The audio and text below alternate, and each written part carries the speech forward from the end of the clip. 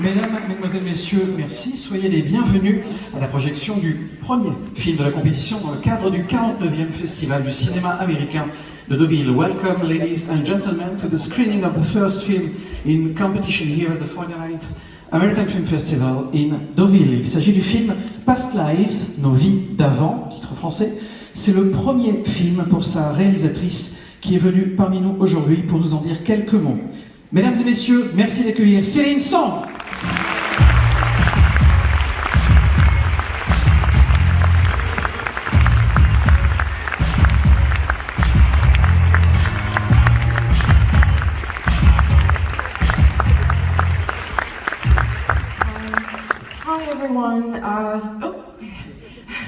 Hi everyone, thank you all for being here at 10 a.m. and it is such an honor to be here at Deauville Film Festival.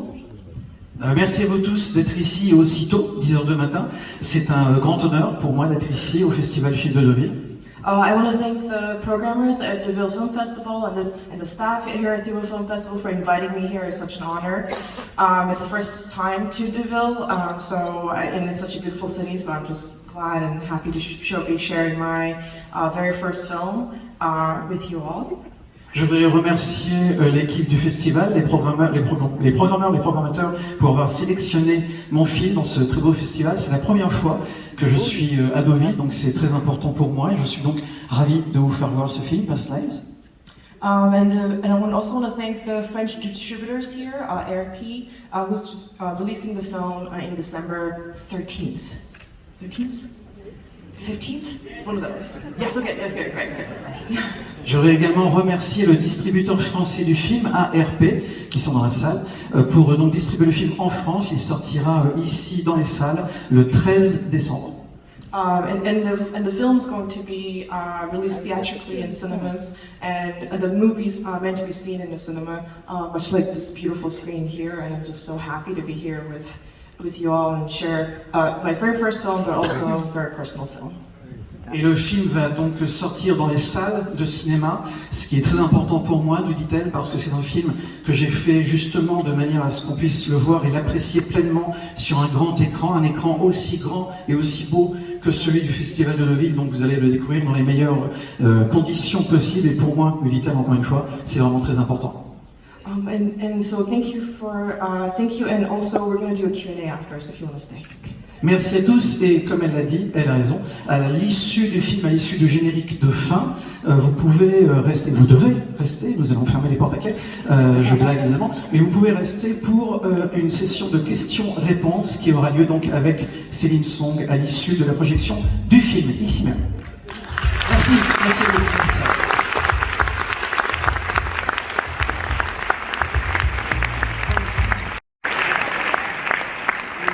Mesdames et messieurs, ladies and gentlemen, Céline Song.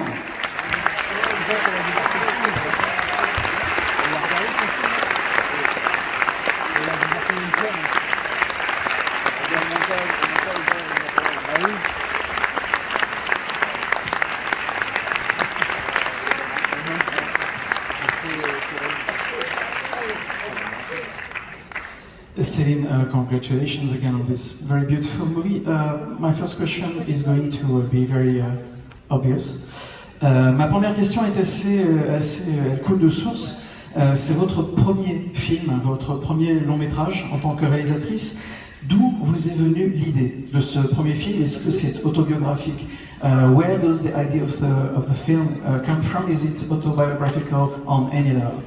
Well, the thought for making this movie really came when I found myself sitting in this bar in this village in New York City, the opening scene, where I found myself sitting there with my childhood sweetheart, who is now a friend, and my husband, and who I live with in New York. And I was translating between these two men, and we were having a conversation.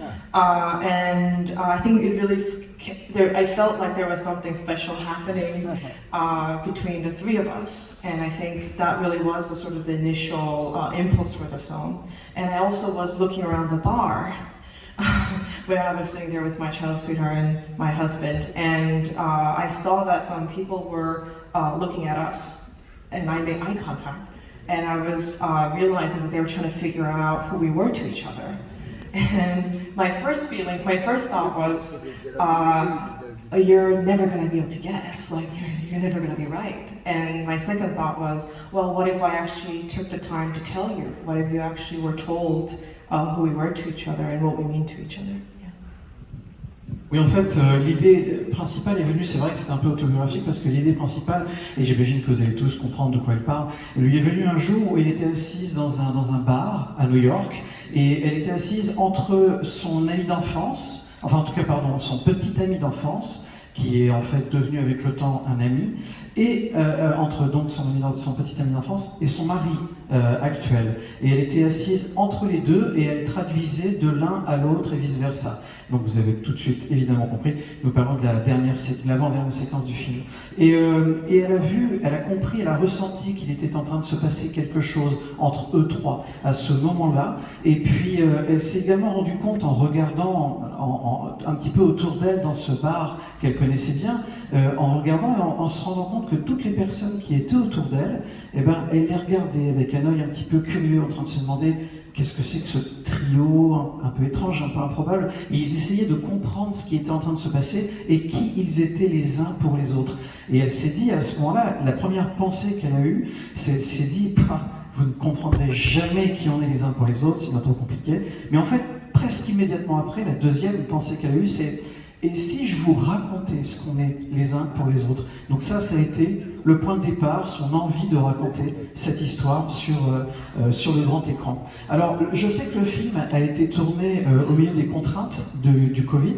Ça a été tourné donc il y a 2 ans, préparé et tourné il y a 2 ans. Comment est-ce que vous êtes parvenu à naviguer entre tous les obstacles? This film was shot a couple of years ago, and it was prepared and shot a couple of years ago, and it was done amid the constraints of COVID at the time. How did you manage to navigate through all the problems you, of course, encountered when making a film? How did we manage? We survived. It was very, very difficult, and there were a lot more unknowns, and it was very expensive, but I think that I also, because it's my first movie, something that was true though is that I didn't know what it was like to shoot without COVID. so in that way, if you don't know, it's kind of easier. I was like, it must be always difficult.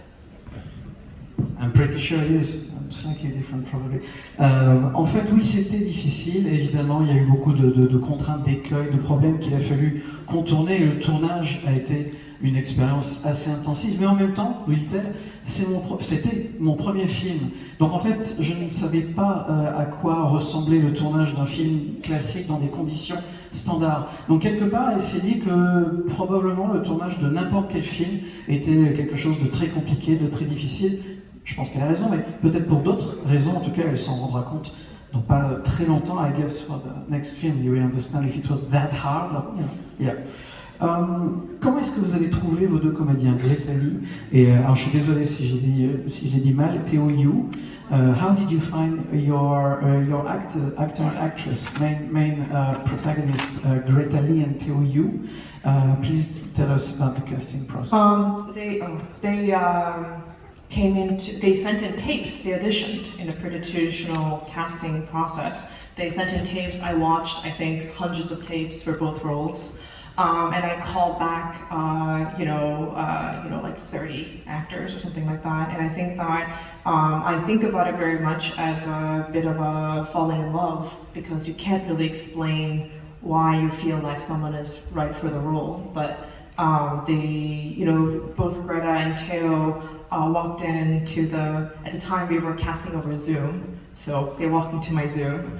And in the first moments, I think I had a feeling, I was like, maybe it's gonna be them. And then for both of them, I auditioned them in a conversation and doing scenes for around like 3 hours. En fait, ça s'est passé d'une manière finalement très traditionnelle, comme n'importe quel casting de film. Elle a reçu des centaines et des centaines de cassettes, ce qu'on appelle aujourd'hui cassettes, c'est évidemment plus des cassettes, mais des petites séquences vidéo de tests, d'essais, de conversations, de dialogues. Et parmi toutes ces centaines de conversations qu'elle a reçues, elle en a sélectionné une trentaine. Et puis petit à petit, eh bien, elle est arrivée à ces deux comédiens. Alors, pourquoi cela et pas d'autres? Eh bien, c'est ce qu'elle nous dit, c'est difficile à expliquer, on ne peut pas vraiment expliquer pourquoi, c'est un ressenti, c'est un déclic, un coup de foudre, quelque part. C'est un peu comme quand on tombe amoureux, et elle nous dit que tout ce qui s'est passé donc pour le casting, ça s'est passé en fait via le logiciel Zoom, que tout le monde connaît maintenant grâce au Covid, et donc c'était par écran interposé. Donc en fait, au départ, les gens, les candidats potentiels arrivaient tout à coup devant l'écran, et encore une fois, ce qu'elle nous dit, c'est que elle ne sait pas exactement pourquoi, mais quand ces deux comédiens sont arrivés devant la caméra, donc sur son écran d'ordinateur, eh bien voilà, elle s'est dit à un moment donné, très rapidement, c'est eux, c'est elle, c'est lui, donc c'est Greta, c'était eux. Et puis donc après, évidemment, il y a eu des conversations, il y a eu plus de travail pour arriver à affiner le jeu et en tout cas la décision, mais c'est comme ça qu'elle les a trouvés. Alors, vous avez tourné les séquences de l'enfance, en fait, qu'on voit au début du film, en Corée du Sud. Et comment cette partie-là du tournage s'est déroulée? You shot the sequence, the childhood sequence, in South Korea. How did it go when you compare it? You know, we will of course talk about the New York part later. But how did this shooting go for you? I think so. We shot the sequences in parts in New York City first. So we already had a language and filmmaking language between me and my crew, and I actually took my department heads to go to South Korea. So it really sometimes felt like the movie itself, where I was very much the sort of the bridge or the translator between these two, not just language and culture, but also filmmaking culture. So everything was completely different in Korea.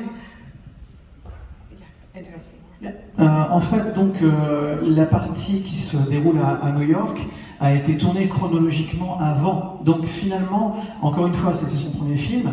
Elle a, elle aussi, appris sur le tournage le langage de la fabrication d'un film, tout ce lingo, ce vocabulaire qu'on a lorsque l'on dirige une équipe technique, des comédiens. Elle l'a appris en fait au jour le jour pendant qu'elle était en train de tourner toutes les séquences qui se déroulent à New York. Et puis après, elle a pris son équipe, elle est partie et hop, ils sont partis en Corée du Sud.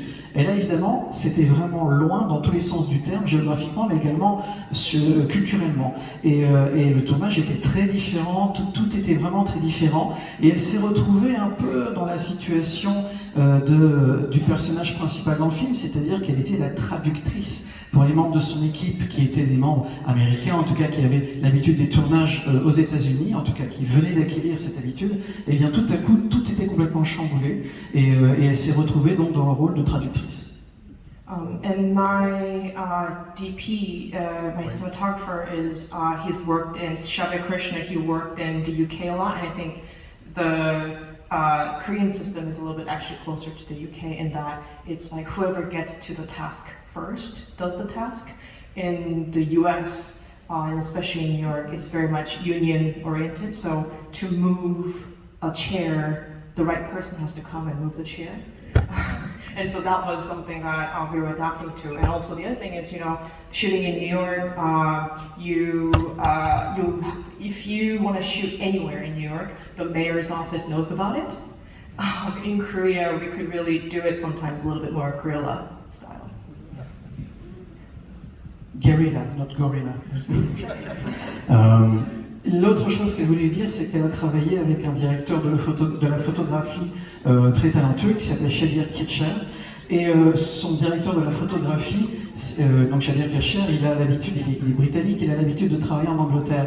Et en Angleterre, les méthodes de travail sont un peu plus proches des méthodes de travail coréennes, en opposition aux méthodes de travail donc américaines. C'est-à-dire qu'en Angleterre, quand on est sur un plateau de tournage, c'est toujours un peu chaotique. Et quand par exemple, quand il faut bouger une chaise, c'est un truc qui paraît simple à nous autres Français, mais pour les Anglais c'est un peu pareil, c'est-à-dire que la première personne qui est à côté, par exemple si c'est, je sais pas, l'éclairagiste, il est à côté, il prend la chaise et il la bouge, voilà, c'est simple, c'est naturel. Aux États-Unis c'est pas comme ça, tout se passe avec des unions, comme on le sait en ce moment, tout se passe avec des unions, et donc c'est vraiment la personne qui est censée faire tel ou tel geste qu'il a fait, et pas une autre. Et donc forcément, c'était un peu compliqué. Il y a parfois sans doute eu quelques clashs culturels par rapport à ça. Mais c'était beaucoup plus simple de travailler effectivement avec des Anglais qu'avec des Américains, etc., etc. Et de la même manière en Corée. Et puis un autre truc qui se passe aussi, c'est que parfois, quand on a envie de faire une séquence, une scène, un petit plan dans tel ou tel endroit à New York, eh bien, à New York, encore une fois, tout est très très très réglé, millimétré, et le bureau des tournages qui se trouve à la mairie de New York est au courant de tout. En tout cas, il faut qu'il soit au courant de tout. Alors qu'en Corée, c'est beaucoup plus libre, beaucoup plus simple, et parfois, il leur arrivait d'aller filmer en mode guérilla, c'est-à-dire, voilà, on prend la caméra, on la sort au dernier moment, on fait le plan, et tout va bien. Ben voilà, à New York, c'est pas comme ça que ça se passe. En opposition à la Corée, du coup, le tournage dans les rues de New York, ça n'a pas dû être facile tous les jours. Est-ce que vous pouvez nous parler un petit peu de cette expérience? When we just talked about shooting the film in South Korea, so now let's talk about New York City. It must have been sometimes pretty chaotic, pretty tough to shoot in the streets of New York. I mean, we know what the streets of New York look like, so maybe you can talk to us about this experience. In New York City, I mean, my joke that I've told before is there are two divas on set, and they weren't actors. One was my 35mm film camera, and the other is New York City. And those are the most difficult elements of making this movie. And I think, you know, for example, that scene at the end where Nora's walking Hesam to the Uber and then walking back. In that scene, just on the other side of the 150 feet of track that we laid, was East Village, New York City on Friday night, which I don't know what, if you guys have I don't know what the equivalent is for you guys, but it's like, everybody's had too many to drink, and it's like, you know, it's a big party street. So just on the other side, there are drunk people yelling like, "Is this Spider-Man?" You know. so they were all yelling and being very disruptive, and the sound design was fun. You know. Sounds so much fun. Céline nous dit qu'il y a une phrase qu'elle a l'habitude de dire assez souvent, c'est que sur ce film, sur le tournage de ce film, il y avait deux divas. Et alors évidemment, on s'attend à ce qu'elle cite les noms de plusieurs comédiens, mais pas du tout. C'était pas les comédiens, les divas, c'était la caméra 35 mm qu'elle a utilisée. Parce qu'aujourd'hui, évidemment, tout le monde filme en numérique, mais le 35 mm, il faut plus compliqué à maîtriser, on va dire, et la ville de New York. Parce que la ville de New York, encore une fois, tout est millimétré en termes d'autorisation, etc., etc.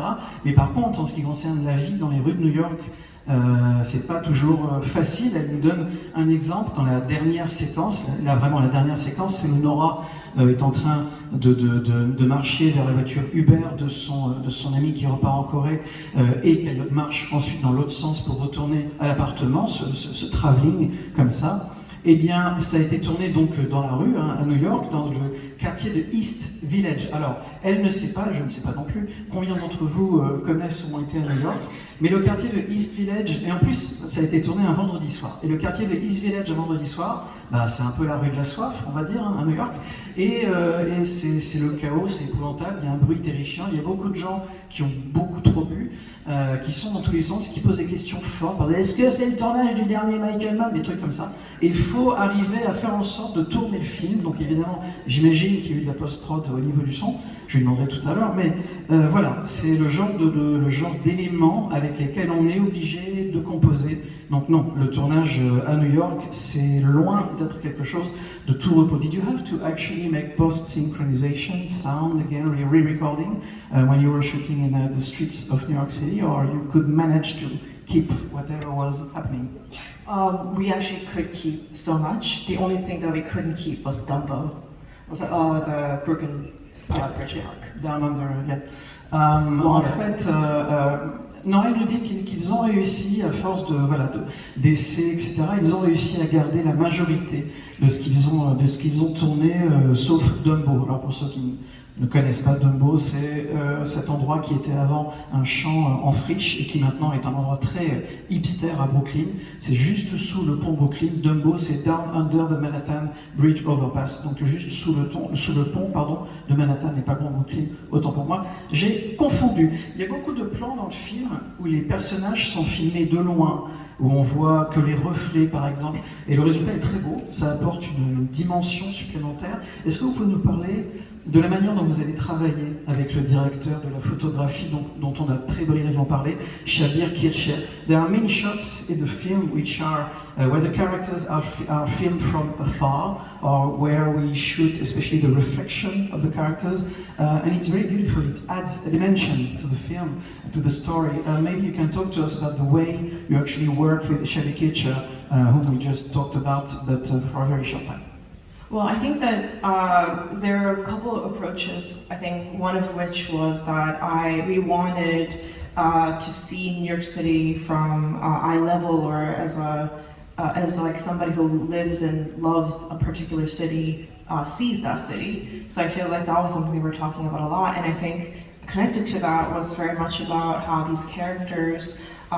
It is really about these characters who is living through so much time and space. It's a vast amount of time and space in their lives, and the way that even though they're ordinary, their stories are very epic in scale. And because it traverses 24 years and Pacific Ocean. So I think to me it was about the way that they must feel at once meaningful and significant, but also small and insignificant too, because I think that really is the way that we live our lives too. So I think those are the things that we're talking about a lot. And of course, when it comes to reflections, it is about the space that exists outside of this particular life, which is sort of where the movie ends up. Oui, en fait, elle et le directeur de la photographie, donc Shabir Kircher, il voulait filmer New York à hauteur d'œil, à hauteur d'être humain, c'est-à-dire filmer New York vraiment comme si on était aux côtés des personnages, mais on était nous-mêmes des habitants de la ville. On est vraiment avec eux dans la ville, et c'est ça le sentiment qu'elle voulait faire ressentir pour les spectateurs. Parce que c'est une histoire qui est une histoire quelque part, une histoire épique, une histoire d'amour qui se déroule, d'amour contrarié, qui se déroule sur plus de 20 ans, qui se déroule sur plusieurs continents avec un océan qui les sépare. Donc il y a quelque chose de grandiose quelque part aussi dans cette histoire, en tout cas qui les dépasse, mais en même temps ils se sentent eux-mêmes aussi petits par rapport à l'immensité de ce qui les entoure et par rapport à tout ce chemin qu'ils doivent parcourir pour arriver à leur but, pour arriver à faire, en tout cas, à trouver un but dans leur vie. Et c'était ça qu'elle voulait faire ressentir, qu'ils voulaient encore une fois, tous les deux, faire ressentir au travers du cadrage, au travers du travail sur les reflets, le reflet qui symbolise également le monde qui les entoure et qui continue de tourner, et toutes ces sortes de choses. Alors maintenant, ce que je voudrais savoir, c'est s'il y a des questions dans la salle. S'il y a des questions dans la salle, je vais vous demander de lever la main, et une fois que vous aurez la main levée, on pourra vous faire passer un micro. Et quand vous aurez le micro, merci de vous lever pour que je puisse voir qui est en train de parler. Donc là, par exemple, je vois une dame ici, avec un top rouge et une veste sombre. C'est à peu près tout ce que je vois, parce que je suis vieux. Allez-y. Bonjour, merci pour ce beau film, très bien filmé d'ailleurs. Au départ, j'ai eu un petit peu de mal avec la chronologie, mais ça s'est expliqué par la suite. Alors, je vais vous demander de nous repréciser qu'est-ce que c'est que le In Ye On. Well, thank you for the film. It's a beautiful film. Thank you very much. And the question basically is, could you please explain us one more time what is Inyan?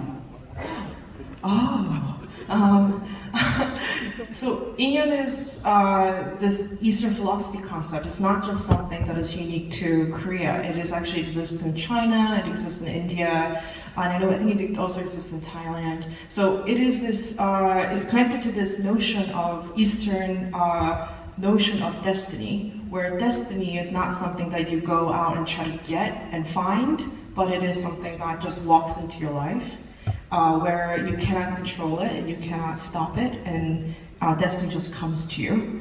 And Yin Yang is very much connected to that. It is about the way that we are connected to each other just by having walked into each other's lives. So I know that, for example, sitting here with all of you guys here, I know that we are Yin Yang in some way. And what that means is that, you and I are talking, he's not looking at me, but you and I are talking, and we're having this conversation, and then I'm also having this conversation with you.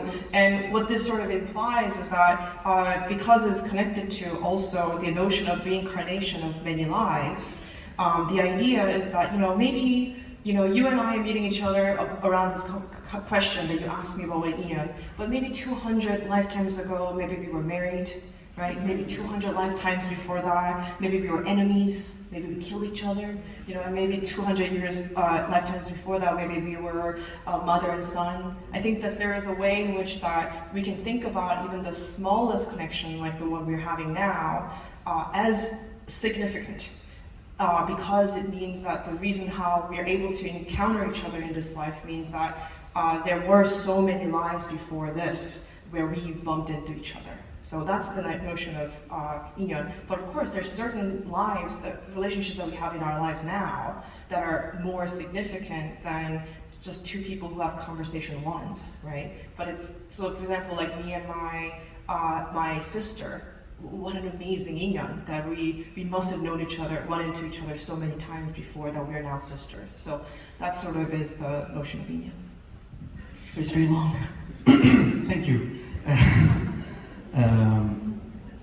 La question portée sur le Yin Yang, qu'est-ce que ça nous dit que le Yin Yang? Là, évidemment, on vient de voir un film avec des personnes qui sont sud-coréennes, mais ça n'est pas circonscrit à la Corée du Sud. Le Yin Yang, c'est une philosophie de l'Est, de l'Asie, que l'on retrouve en Chine, que l'on retrouve en Inde, même en Thaïlande. Ce n'est pas, encore une fois, donc circonscrit à un pays, c'est quelque chose de plus large. Et ça part du thème du destin en tout cas tel qu'il est envisagé, tel qu'il est compris dans l'Asie du Sud-Est. C'est-à-dire que ici, on a plutôt tendance à penser parfois que le destin, c'est quelque chose que l'on se forge, que l'on cherche, vers lequel on va. On va pour trouver son destin. Alors que dans cette philosophie donc du Yin Yang, eh bien, le destin, c'est quelque chose qui vient à vous. Mais qui vient à vous de manière... on ne peut pas l'arrêter, c'est inéluctable. Il vient à vous, quoi qu'il arrive, il vous trouve d'une manière ou d'une autre. C'est ça, le Yin Yang. C'est tout à coup, il arrive dans votre vie, et quand il est en face de vous, on ne peut y échapper, entre guillemets. Et on ne peut pas l'arrêter. On est tous reliés les uns aux autres, d'une manière ou d'une autre, et ça remonte évidemment à toutes nos vies d'avant, Past Lives, donc le titre du film. Et par exemple, nous dit-elle, le simple fait qu'on soit tous ici assis ensemble, eh bien ça participe à cette philosophie du Yin Yang. On est tous reliés les uns aux autres, et quelque part, par exemple, vous êtes en train de poser la question, donc cette question à la réalisatrice qui nous dit, mais peut-être qu'il y a 200 ans, eh bien peut-être qu'on était mariés, vous et moi, et peut-être que 200 ans encore avant ça, eh bien peut-être qu'on était ennemis et qu'on s'est battus, et peut-être que encore avant ça, eh bien on était mère et fils.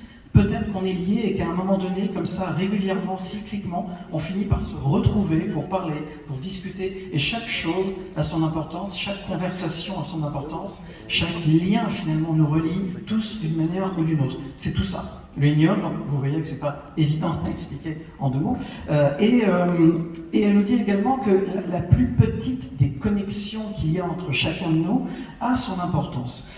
C'est-à-dire qu'on a vécu tellement de vie, encore une fois dans cette philosophie, on a vécu tellement de vie qu'on finit tous, toujours à un moment donné, par se retrouver pour perpétuer ce qu'on avait commencé. Par exemple, s'il y a 200 ou 300 ans dans des vies antérieures, on avait une connexion, on avait envie de se rencontrer, de se parler pour mieux se connaître, eh bien peut-être que dans notre vie actuelle, des siècles plus tard, peut-être qu'on revient sur Terre sous la forme, par exemple, de 2 sœurs, pour pouvoir, là, pour le coup, vraiment apprendre à bien se connaître.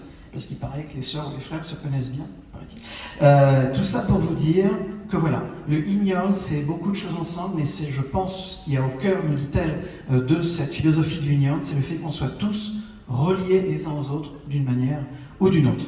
Voilà cette conversation est terminée. This conversation is now over. Mesdames et messieurs, merci d'applaudir la réalisatrice